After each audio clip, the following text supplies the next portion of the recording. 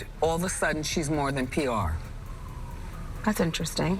One of the most shocking celebrity news to come out in 2024 was the downfall of Wendy Williams. How the TV star went from being blunt to her words to barely being able to make public appearances, and for the longest time, fans wondered why.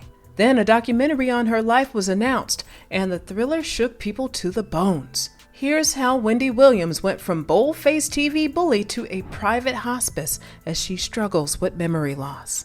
Wendy Williams has always been known as the outspoken TV host who was never afraid to confront celebrities. She talked badly about other celebrities to the point that she got on Beyoncé's bad side. Wendy definitely had times when she called out celebrities like Bill Cosby for being a predator, which nearly cost her job. But she also had times when she defended other depraved celebrities like R. Kelly. The woman has so many sides to her, it's hard to tell if she deserves sympathy or everyone should just overlook her. But in all of these, fans started getting worried about Wendy Williams around June 2022, when her TV show, The Wendy Williams Show, was canceled. Prior to when the show was canceled, Wendy Williams was placed under legal guardianship by a court. No, it wasn't her family that placed her under this guardianship. In fact, her family has been fighting to free her from this guardianship. So what exactly happened that the court had to keep her away from family? There was no fight, no physical altercation, or anything between her and her family members. That's what the public knows at least. Wendy Williams started struggling with her health around 2018 and took a break from doing her show. She was dealing with Graves' disease and hyperthyroidism, and was trying to get sober. Wendy Williams was struggling with addiction right from the days when she was working on radio. She said she would often drug and drink after a radio show, which may have been a way for her to cope with the hardship of being a black woman in hip-hop radio at the time. Although Wendy Williams has tried so hard to separate herself from her identity as a black woman by being terribly anti-black, other people see her and treat her like any other black woman in America. When Wendy Williams was in high school, she intentionally separated herself from her black classmates and did not speak African American vernacular English. She spoke with a white accent, which made her white classmates consider her as one of their own, and they used the N-word around her. Wendy claimed that all her black classmates did was smoke cannabis, and she didn't like that. Neither did she listen to hip-hop. She preferred rock music. When she graduated, there were only 4 black students in the class, including her, and she finished in the 360th position out of 363 students. Wendy Williams' poor academic performance had nothing to do with the school racially discriminating against her, as her sister did way better in her own class and went on to study law. It then makes us wonder how she believed not hanging out with black students would affect her studies. In October 2021, ahead of the 13th season premiere of The Wendy Williams Show, Wendy had managed to recover from COVID, but got hit with a fresh wave of symptoms from Graves' disease, which delayed her return to the show. Unable to continue waiting for her to recover as her health was only worsening, the show was officially canceled in June 2022. When she was asked what her plans were after her show was canceled, she revealed that she was planning to start an iTunes podcast. Wendy's whole life has revolved around showbiz, so it was no surprise that she was willing to remain in that system. The only problem came when fans found out that she was placed under legal guardianship the month before the show was canceled. You have probably heard about celebrities being placed under legal guardianship. One of the most popular celeb cases was Britney Spears. The singer stepped into the limelight as a child star and climbed her way to the top, creating a persona for herself as a pop icon. But she suddenly started acting out of character when she shaved her hair publicly and hit a paparazzo's car with an umbrella. Her father, Jamie Spears, got legal guardianship of her, claiming she was dealing with an undisclosed mental issue and substance abuse. 13 years after the legal guardianship was officially terminated, Britney Spears revealed how her father abused his position of power over her. During this period, Britney Spears released 4 albums, which grossed $138 million. She wondered how she was able to make so much money if her family believed she was not in the right mental state. The legal guardianship stripped her of her womanhood and made her start acting like a child as she could not make any decisions for herself. What's worse is that her father was constantly body shaming her. So if she had any mental issues to deal with, it was a toxic environment for her to recover. Wendy Williams was placed in that same situation, only that this time It wasn't her family taking charge of her. It was her financial manager. According to her financial manager, Wendy Williams was struggling with cognitive issues and could not make reasonable financial decisions, which put her at risk of getting financially exploited. So the manager got Wells Fargo to freeze her account and made the court appoint her a legal guardian. But now, the major problem is that her family cannot reach her, except the guardian calls them, not the other way around. You may want to suggest that it's likely because Wendy shared some things with the guardian that's making them protect her from her family. But if anybody is exploiting Wendy Williams at her lowest state right now, it's her team and the so-called legal guardian, and we'll tell you why. In February 2024, Lifetime announced that they were releasing a docu-series named Wendy Williams, which would show the life of Wendy Williams since she had been staying out of the public eye. The docu-series was shot between August 2022 to April 2023, after she had been placed under legal guardianship because of cognitive issues.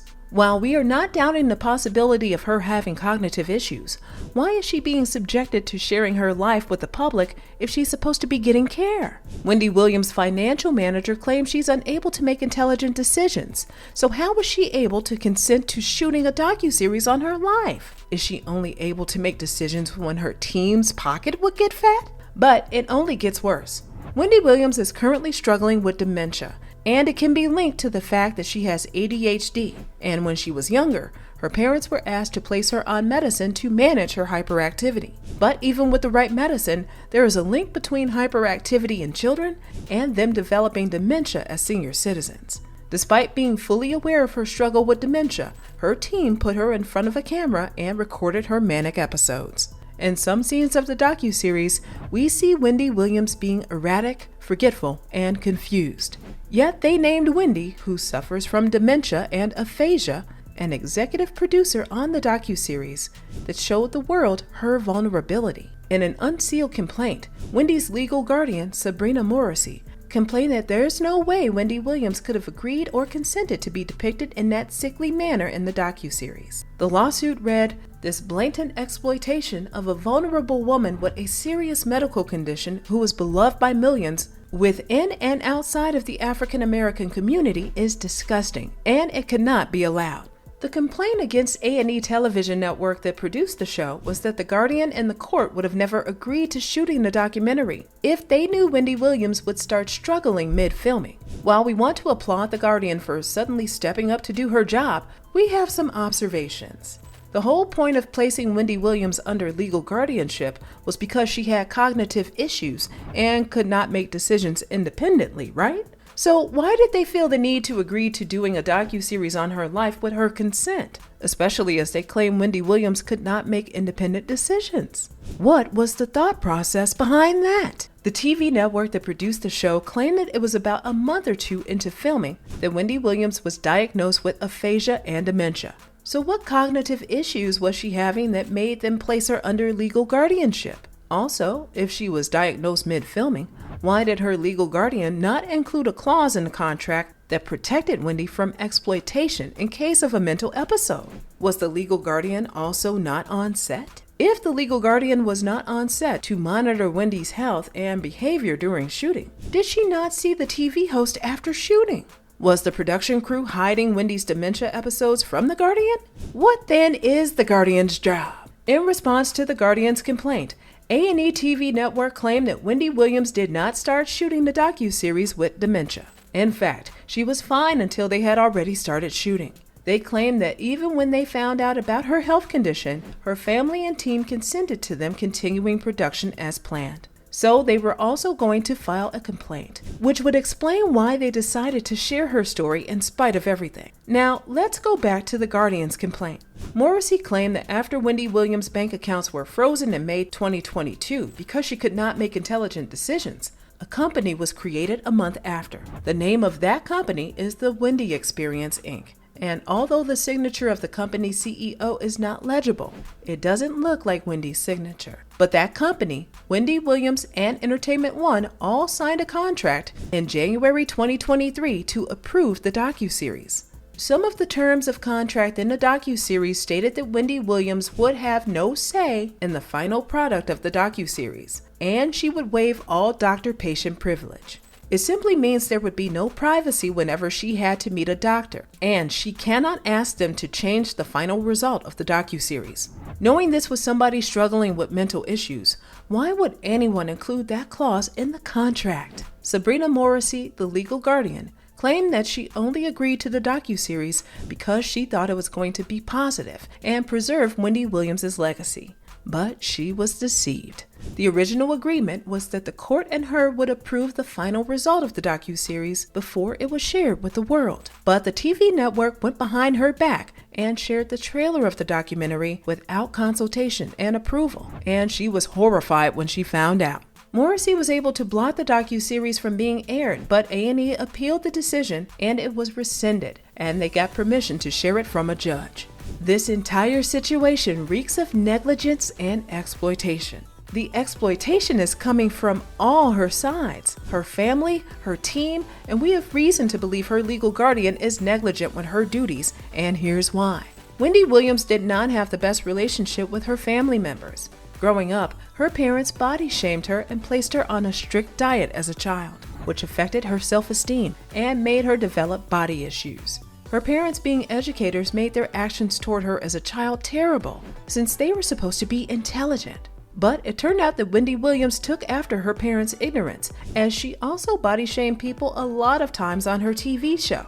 But that's besides the point. Wendy Williams had a good relationship with her siblings, but it wasn't always smooth. After their mother died, her younger brother called her out for not attending the funeral and claimed that Wendy Williams wanted to play the role of show host, but not daughter or sister. Wendy Williams definitely had her reasons for not being able to make it to the funeral, so a social media call out of your own family member was completely unnecessary, especially since she was not causing any harm. Some months later, they sorted out their issues and went on a boat cruise together.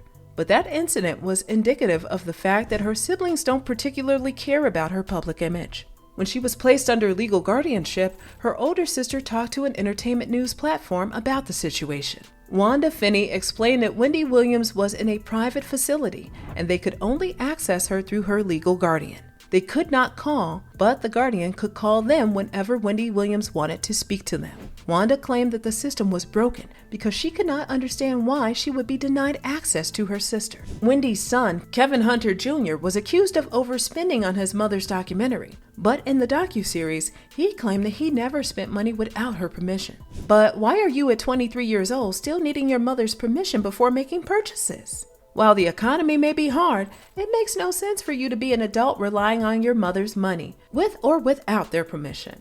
Your parents don't have to withdraw support from you because you are in your 20s, but what kind of permission can your mother, who struggles with cognitive issues, give you when it comes to money? Then her family took the drama further by claiming that they were excluded from how or why the court made the decision to place Wendy Williams under legal guardianship.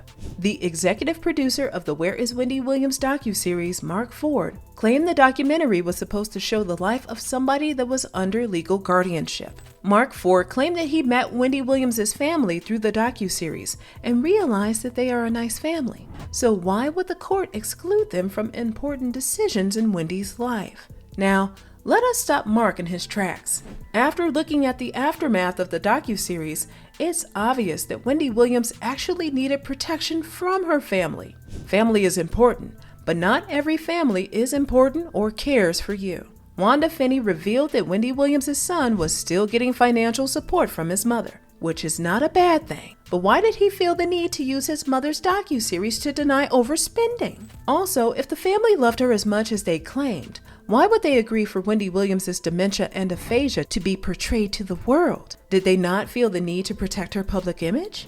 If she were to have her good days and see how the world is talking about her vulnerable moments, how would she react? Wendy Williams' team is also playing a serious role in the exploitation of the former TV host. Knowing she has health issues, why would they want her to be in a docuseries? We all know how profit is shared, right?